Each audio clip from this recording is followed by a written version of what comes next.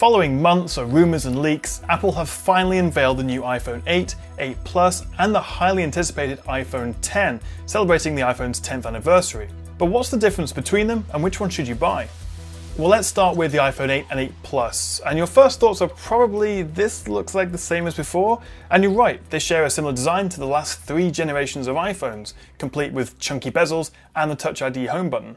Although the aluminium body has been replaced with glass on both the front and the back, which means, for the first time, they both support wireless charging. Apple says the new iPhones have the most durable glass on any smartphone, so hopefully we'll be seeing fewer shattered iPhones in the future. But while size and resolution may be the same as before, both new phones now support True Tone displays, which were first introduced on the iPad and change the screen's colour to match your room's ambient lighting.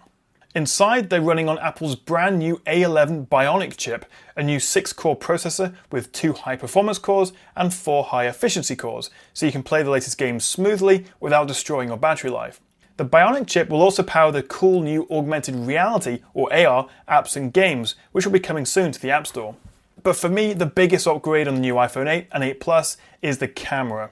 The 12-megapixel f1.8 rear camera has a new sensor, new color filter, optical image stabilization, and thanks to the A11 chip's new ISP, or image signal processor, we can expect sharper and more detailed photos. But it's in the video department where Apple have really pushed the boat out. Both iPhone 8s can shoot 4K video at 60 frames per second, that's a first for a smartphone, as well as super slow motion 240fps full HD video, which is 2 times slower than the iPhone 7. But the iPhone 8 Plus goes a step further, adding a second 12-megapixel f2.8 telephoto lens. The 8 Plus also offers portrait mode and a new experimental portrait lighting mode, both of which the standard iPhone 8 lacks. So the 8 Plus has a bigger, high-resolution screen, bigger battery, and a second camera lens with support for portrait modes.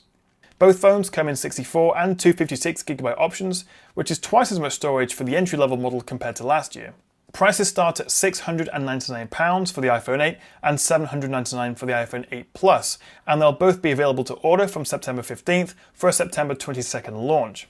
So that is the 8 and the 8 Plus, but what about the new iPhone 10, that gorgeous new premium iPhone with an edge-to-edge bezel-less screen?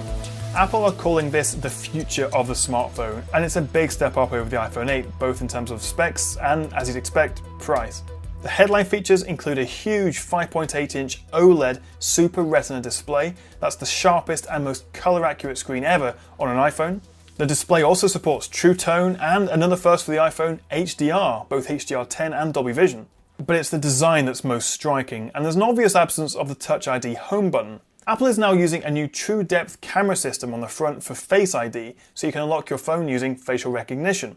Combined with new swiping gestures, they've integrated all the home button's functions into the software. But the True Depth camera offers more than just Face ID. It gives you access to the iPhone 8 Plus's portrait modes, but for your selfies, as well as an awesome new Animoji feature that analyzes 50 different muscle movements in your face and mirrors your expression into 12 emojis.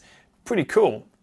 So the iPhone 10 shares the same dual camera setup as the iPhone 8 Plus, albeit with 2 upgrades. The telephoto lens has a wider f2.4 aperture, that's versus 2.8 on the 8 Plus, so it will be a little bit better in low light, and it also has optical image stabilization on both lenses, which will make photos and videos smoother and less blurry.